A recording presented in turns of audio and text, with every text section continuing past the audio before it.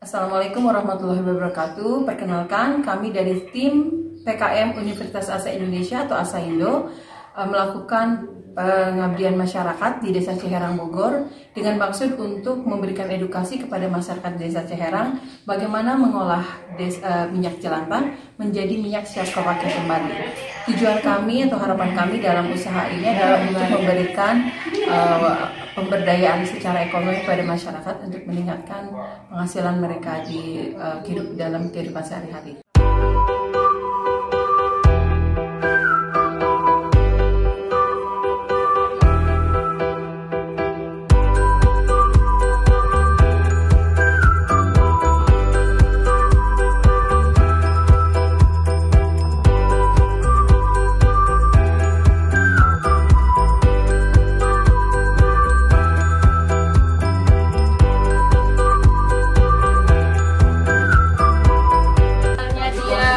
pH-nya berkurang, berarti dia berubah sesuai dengan angka ini.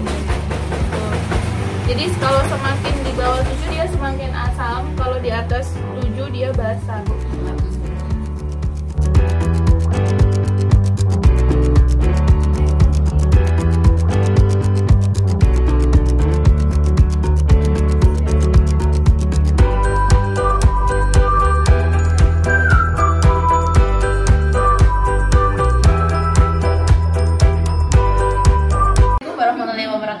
Di sini saya akan menjelaskan tentang proses refining minyak jelantah dalam kegiatan PKM kami.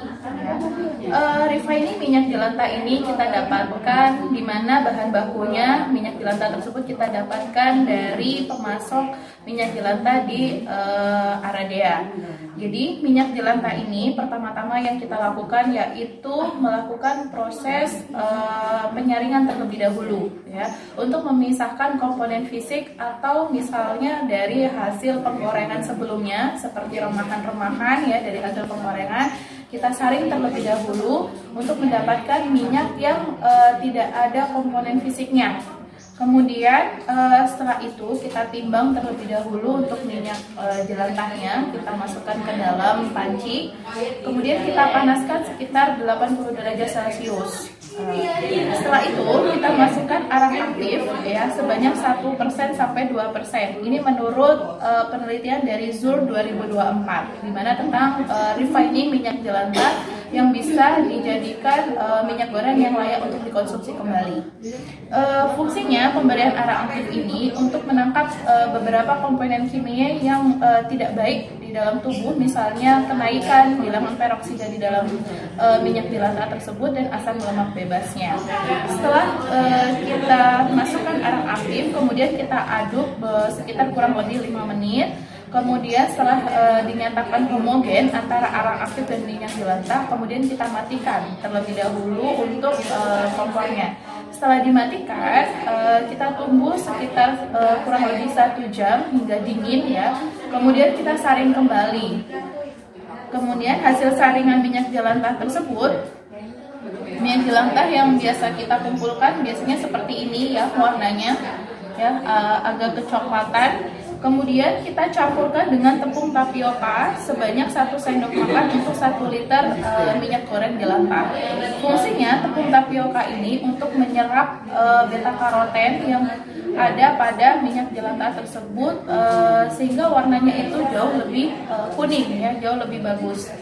Kemudian setelah kita lakukan proses pemberian tepung tapioka, kita didihkan sebentar sekitar kurang lebih 5 menit. Setelah kita didihkan pada suhu 80 derajat Celcius, kemudian nanti kita matikan dan kita dinginkan. Kita tunggu sampai kondisi dingin dan tepung tapiokanya tersebut mengendap.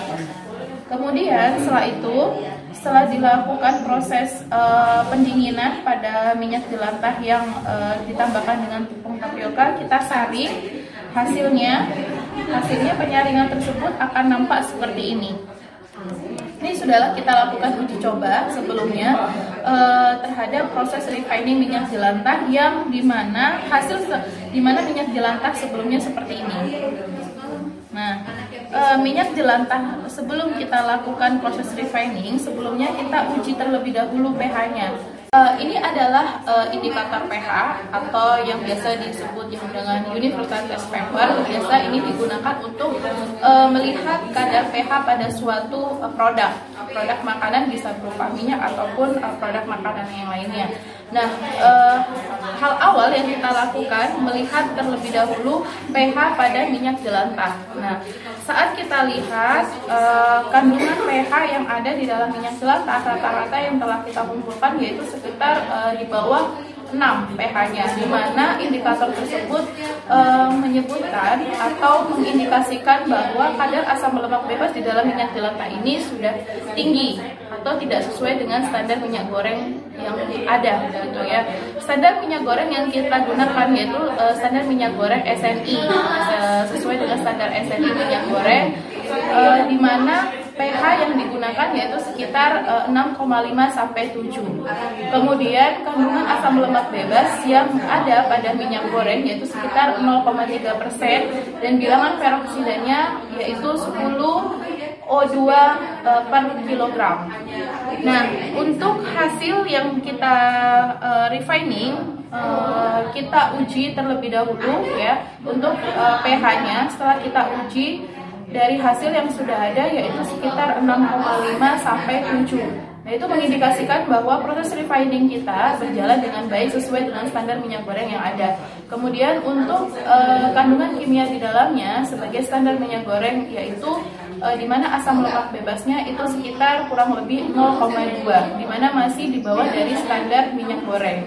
Kemudian bilangan peroksidanya juga jauh dari standar maksimal SNI yang disampaikan yaitu sekitar 10 O2 per kilogram. Tidak hanya dari kandungan kimianya saja ya, dari kondisi fisiknya juga bisa kita bandingkan. Dari minyak jelantah yang sebelumnya berwarna coklat berubah menjadi bening ya. Kemudian tidak hanya itu, dari segi sensorinya ya, di mana minyak jelantah baunya sangat tenik ya. Kemudian minyak yang sudah di refining baunya kembali normal seperti minyak pada umumnya. Gitu.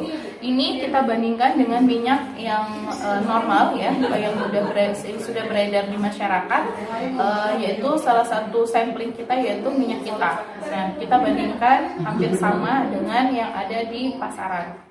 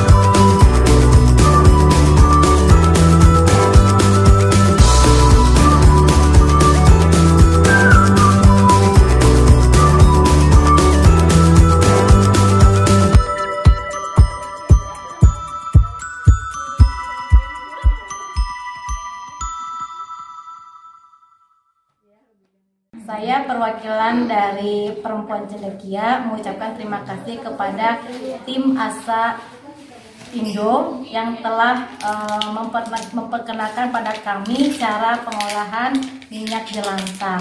Dan mudah-mudahan pengolahan ini dengan kegiatan pengolahan minyak jelantah ini bisa membantu kami sebagai ibu-ibu rumah tangga untuk meningkatkan perekonomian dan mudah-mudahan bisa bermanfaat untuk yang lainnya.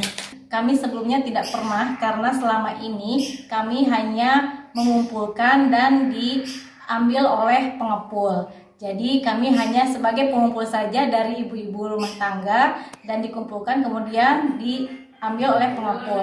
Maka dengan kegiatan ini mudah-mudahan minyak jelantah yang kami kumpulkan ini bisa menjadi berbahan nilai tinggi.